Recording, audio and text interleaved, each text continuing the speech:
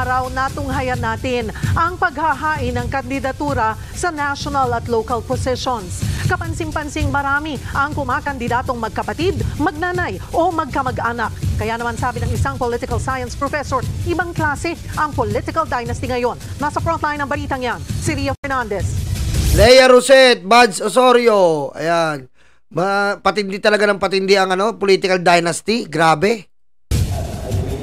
Tila isang family affair ang mundo ng politika.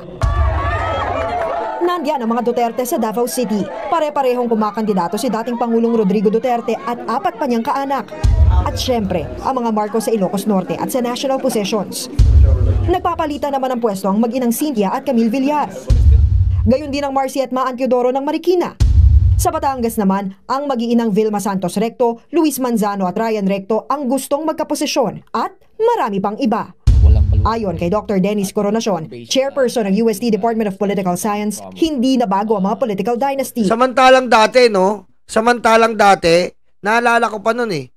Nagulat na nga ako kay Pimentel, kay Nene Pimentel na may anak sila eh. Doon pa lang yun eh. Nung nawala si Nene Pimentel, tumakbo si Coco.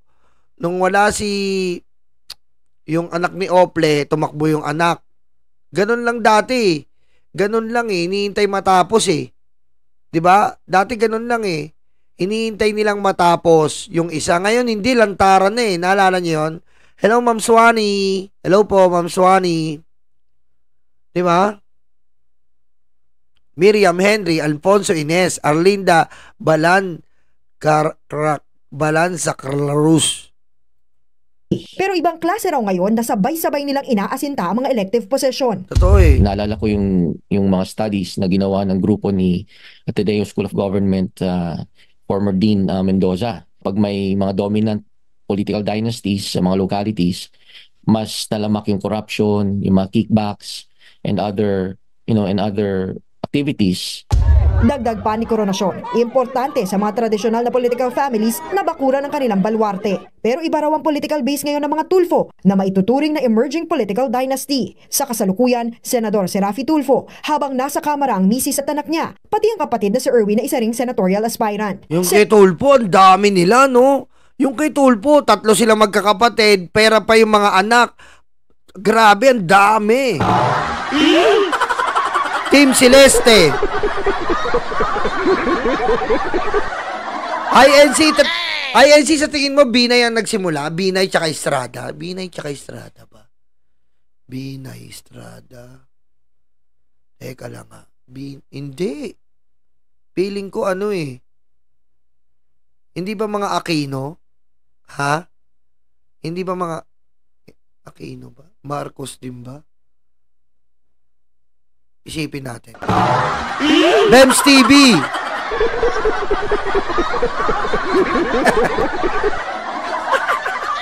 Kita mo to si Herodias Velasco Jr. Taga Sambuanga Kababas Nyolo, ang galing mo magtsabakano.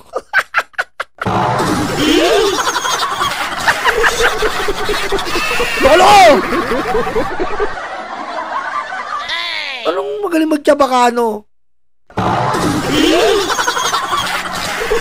Aquino ba? Chinita ako? Aquino ba? Alam ko Aquino eh. Alam ko Aquino nagpasimula nito eh. Senado rin ang target ng isa pa nilang kapatid na si Ben, habang party list seat si dating Tourism Secretary Wanda Tulfo Teo. The political base nila, I think, is largely coming from supporters on their social media page, on their public affairs, public service-oriented program, and even the OFWs. But still, despite that, they are forced to reckon with in Philippine politics.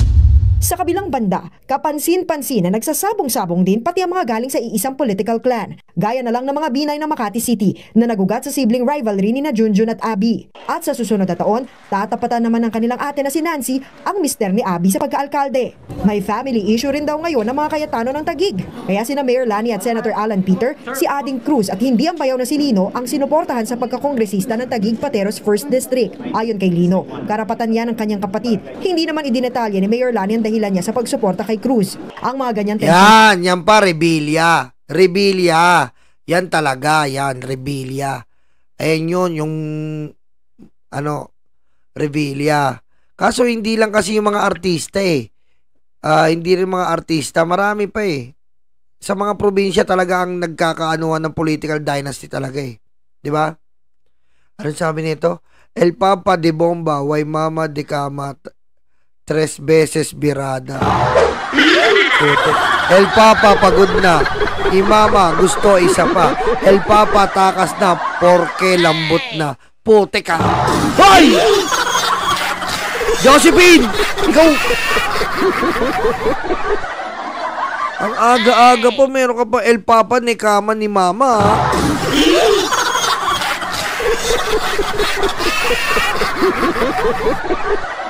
Weteng ka talaga. Haba ng chat mo. El Papa ni Kama ni Mama. Ayop ka.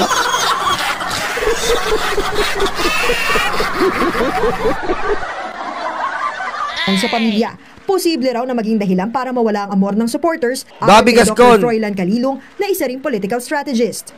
It may open the floodgates of other candidates, independent candidates or progressive candidates to actually try to penetrate the political mainstream.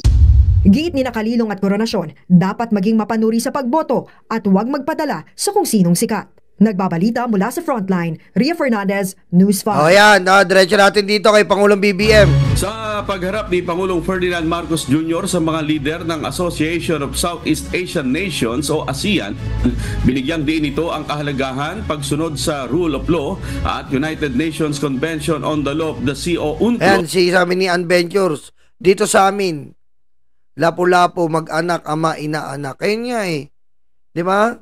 Sabi ni Ma'am Suwani, sana po isa batas na yung family dynasty na yan. Alisin na yan para naman ang dapat mabigyan ng karapatang makaupo. At yung talagang alam na sa batas, yung may tinapos sa law, hindi yung kung sino-sino. Tama. Ano mo, miski si Pangulong Bongbong Marcos, may political dynasty sila Bawal yan, Pangulo, Bongbong. Bawal yan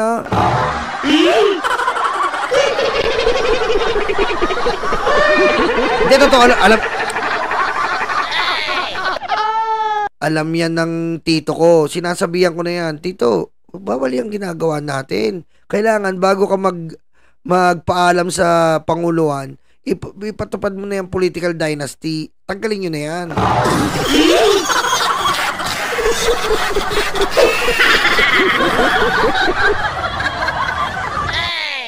This channel is international English, Spanish, Chinese. Sunod Italian tayo at German. Isama na natin ang alien language. Drap.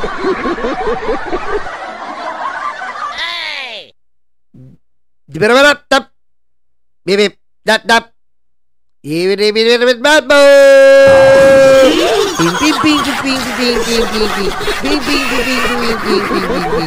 What's the box say?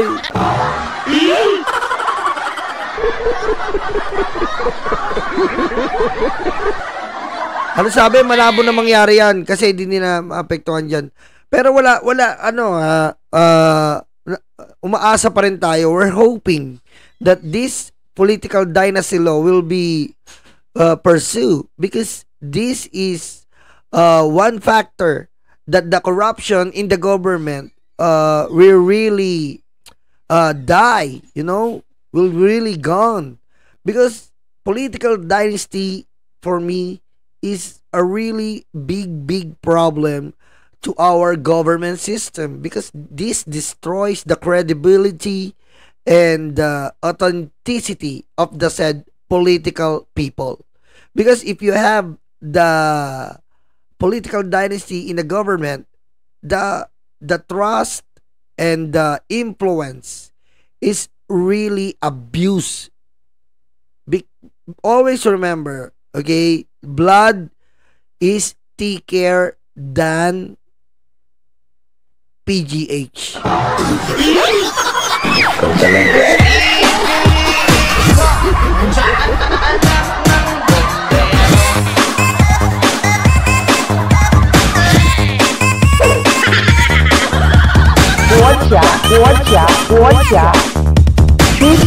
Xi Jinping para mapanatili ang kapayapaan sa rehiyon.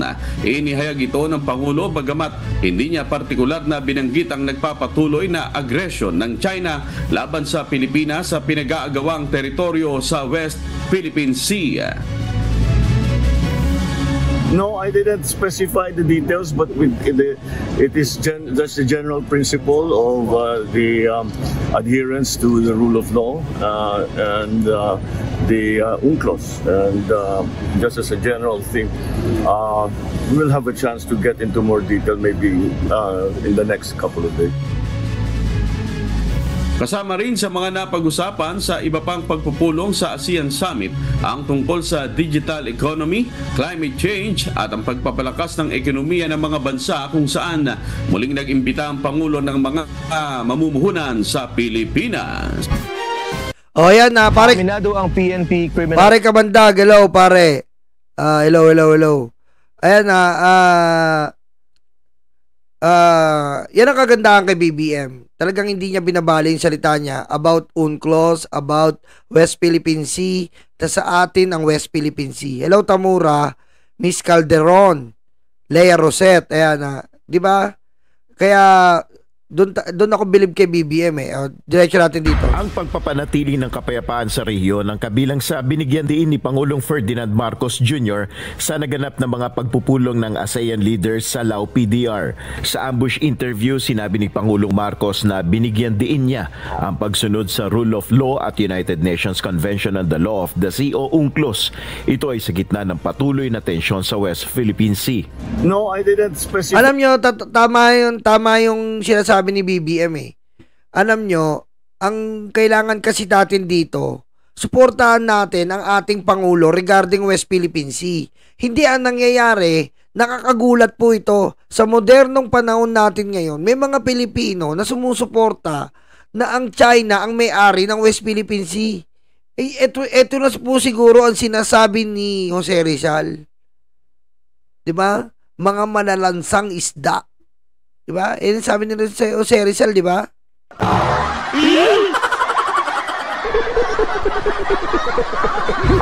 Diba? Ayan ang sinasabi ni Jose Rizal nun eh. Diba? Mga taksil, mga makapili. Nauulit na po ngayon. Tandaan nyo, Pilipino tayo. And anything about Pilipino ay dapat suportahan nyo. It's our very own kind. Okay? Kaya nga we, the sovereign Filipino people, imploring the aid of the Almighty God.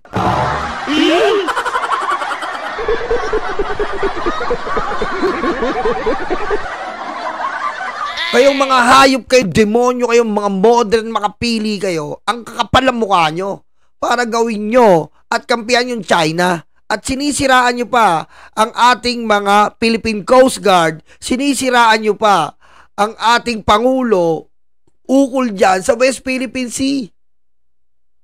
Itong usapin na to ay hindi po para sa kasalukuyan.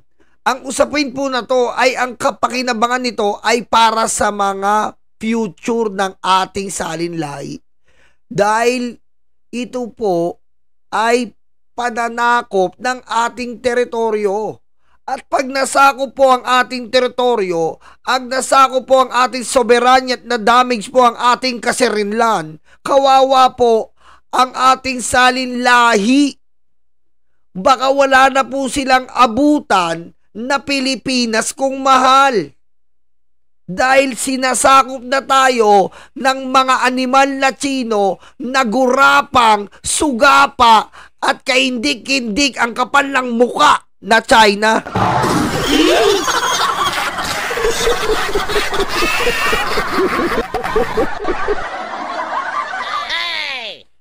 Bakit kailangan yung kumampi dyan?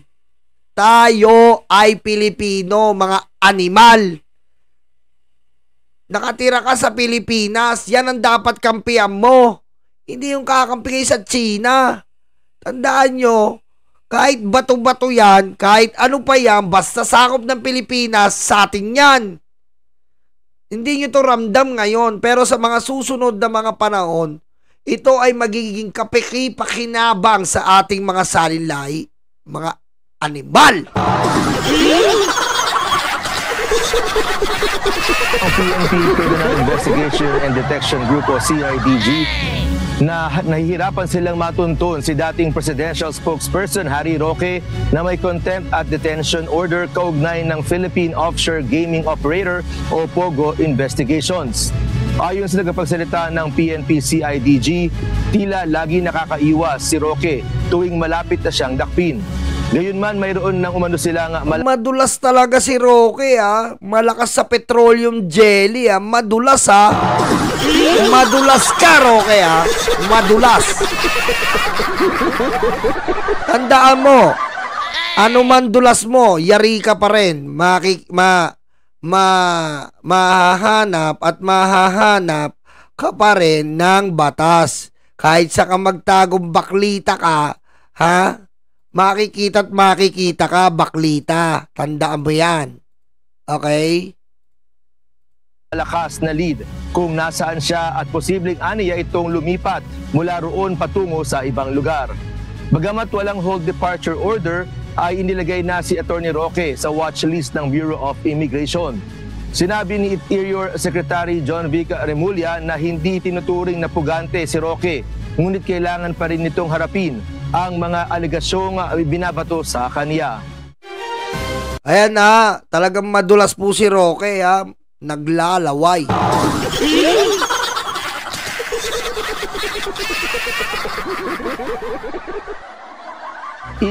Eto na po, dumako naman tayo dito. Si Digong daw po ay pupunta sa Quadcom. Oh! Mga mambabatas, lalo na ng mga miyembro ng House Quadruple Committee, ang naging pahayag ni dating Pangulong Rodrigo Duterte na handa siyang humarap sa pagdinig ukol sa umano'y extrajudicial killings sa war on drugs sa ilalim ng kanyang administrasyon. Oh! Pagtitiyak ng mga mambabatas, ibibigay naman nila sa dating Pangulo ang sapat na respeto. Lakas talaga ng tama ni Digong, eh, no? Kung gumawa ng propaganda, talagang ano eh. Lakas ng tama nito eh. Lakas ng tama nito eh, no? Kung gumawa ng propaganda talaga, sige nga, kung talaga pupunta ka, pumunta ka. Pumunta ka talaga. Naku, parang hindi ako niniwala eh. Ito at paggalang sa pagharap nito sa pagdinig. Gayunman, hindi pa nila ito maiimbitahan dahil marami na silang resources o resource person na inaasahang dadalo sa Quadcom hearing bukas, October 11. I'm so glad na naging open si dating Pangulo natin to attend the hearing. No? But at this point in time, I don't think we're going to invite him sapagkat napakarami ng iimbitahan namin eh. Ayan na, talaga pumunta ka eto naman po sabi ni Congressman Barbers. Ang topic natin on Friday at 10 a.m. O, 10 a.m. ha, magkita-kita tayo sa isang Netflix na Quadcom. Dapat pupunta ako dyan ngayon eh. Inimbitahan ako ng Kongreso eh. Kaso, busy tayo eh, okay? Susunod na lang po, Congress. Ini-invite ako ng Congress eh. Ini-invite ako ng Congress. Susunod na lang po, Congress, ha? Ang layo eh.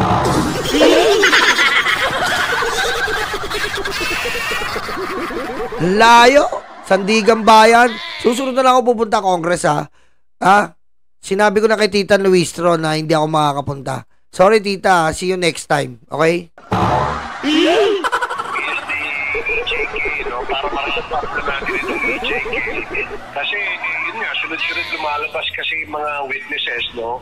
At dahil dito, mukhang merong mga developments na mangyayari. Issue sa extrajudicial killings o EJK sa ilalim ng anti-drug war ng Administrasyong Duterte ang pagtutuunan ng pansin ng House Quadruple Committee o Quadcom sa susunod nitong pagdinig. Ayan, napakaganda nito. EJK naman tayo ngayon. Huwag muna tayo sa Pogo. Huwag na tayo sa Pogo. Alam na natin yan, yung EJK. Ano kaya ang surprise na to? Ha? May bago na naman kayang pinatay. Si Garma. Ano kaya? No? May bago na naman kayang pinatay si Garma, ang binabayo ni Digong.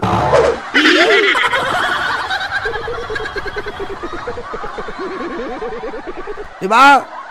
May bago na naman kaya o di kaya may inutusan na naman kaya si Leonardo na ipapatay? Yan ang magandang ano dyan. Abangan natin sa Netflix in Quadcom.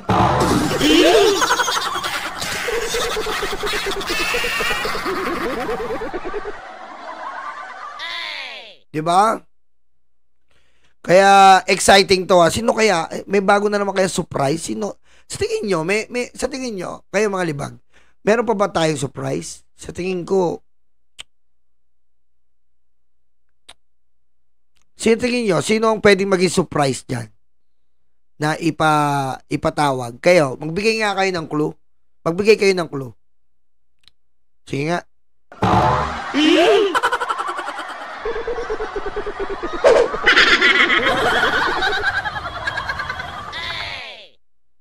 Ano? Sino?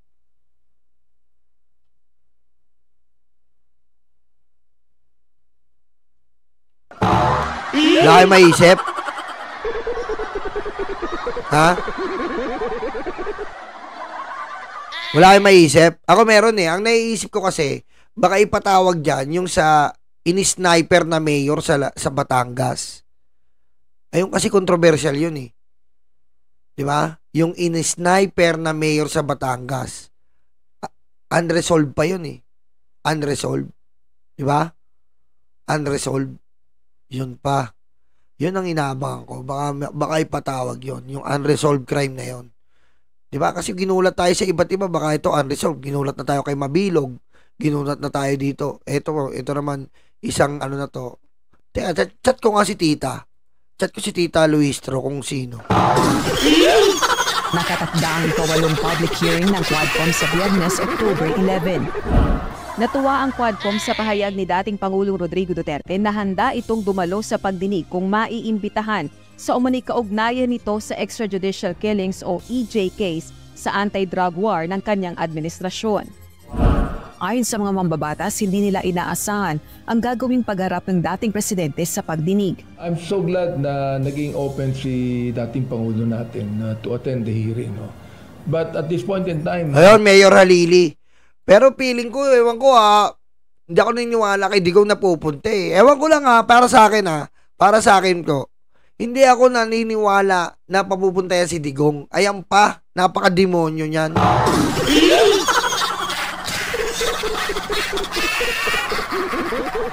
Diba? Ayan pa, napaka-demonyo niyan. Pupunta yan. Susmiyo po.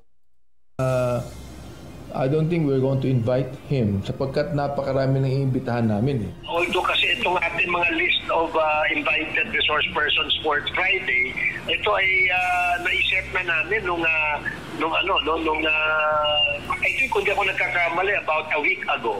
So, at marami pa namang mga susunod na pwede nating maimbitahan. Ayon naman kay Representative Barbers, kung pahihintulutan nilang humarap sa pagdinig, ang lahat ng nagpaabot ng willingness o kahandaang tumestigo sa EJ case, baka abuti ng 20th Congress ang Quadcom hearings. Subalit bilin sa kanila ni House Speaker Martin Romualdez, maging masusi sa investigasyon at tiyaking may mga panukalang batas na mabubuo upang tugunan ang issue sa EJ case, gayon din sa suliranin sa illegal drug trade at illegal pogos. Hanggat maaari rin, kailangang matapos ang Quadcom investigation sa adjournment ng 19th Congress. Ang instruction sa amin ni Speaker ay to be thorough about the investigation to make sure that merong mapoproduce na remedial. Si Bato nga hindi pumupunta eh. Si Duterte pa. Asin mo si Suki. Hello. Si Bato, piliin nyo makapunta tapos dyan yung paiyakin nyo. Kowings Uba. Diba? Iyakin eh. Diba?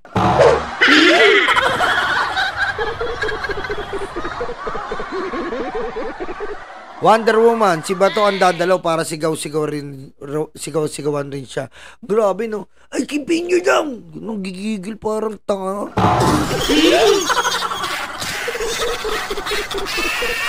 Pag pumunta si Digong doon, sabihin na putang inan yan.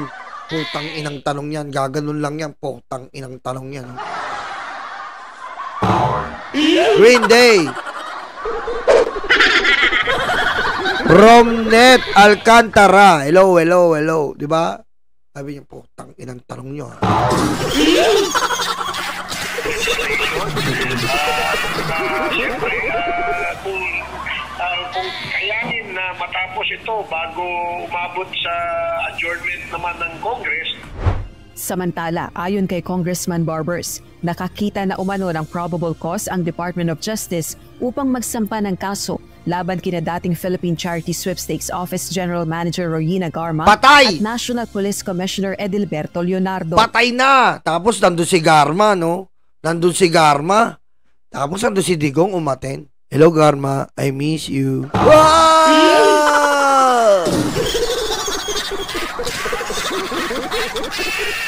Babayuhin kita. Babayuhin kita.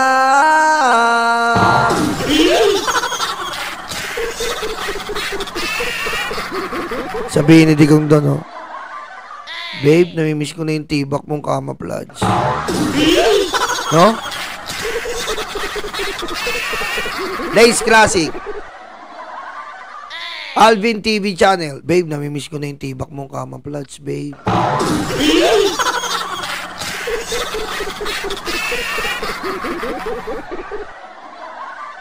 Ha?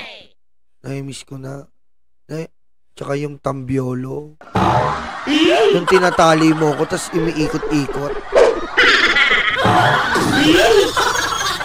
Diba?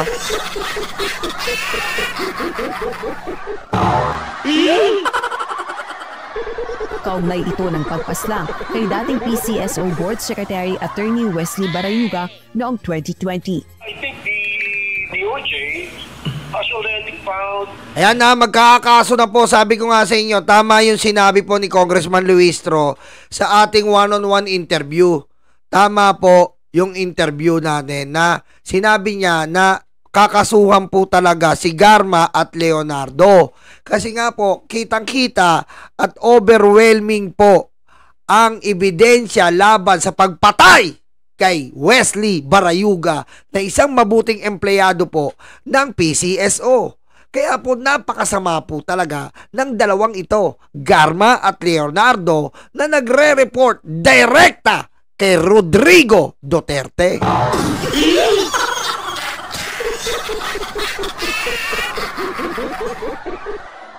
Okay? Kaya eto po, tayo ay naniniwala, ako na si Leonardo at Garma, pinapatay nila si Barayuga. Knock, knock! Knock, knock muna tayo. Barayuga! Itodo na natin. Barayuga, Leonardo, Garma, Digong. Knock, knock!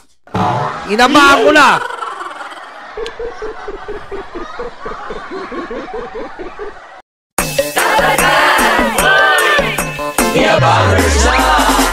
Handa na ba kayo mga Dabarkads? Eto na sila, The Bangers, sa pangunguna ni Tamski. Kamusta mga kababayan ko? Dapat lang malaman nyo, andito si Tamski, ang abang lingkod nyo na magbibigay at maghatid ng mga balitang solido at talagang para sa Pilipino. Hindi rin magpapahuli si Nyolo. Kamusta mga karayuma? Nyolo Bontit at your service. At siyempre, ang muse ng grupo, si Tita Missy. What's up mga libag? Naghilod na ba kayo? Ako nga pala ang inyong Tita Missy, ang impactang reyna ng mga libag. Mawawala pa naman sa eksena ang VMB family. Kaya mga kalibag, tutok na.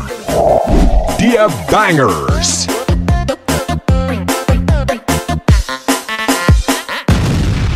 Kabahan na kayo.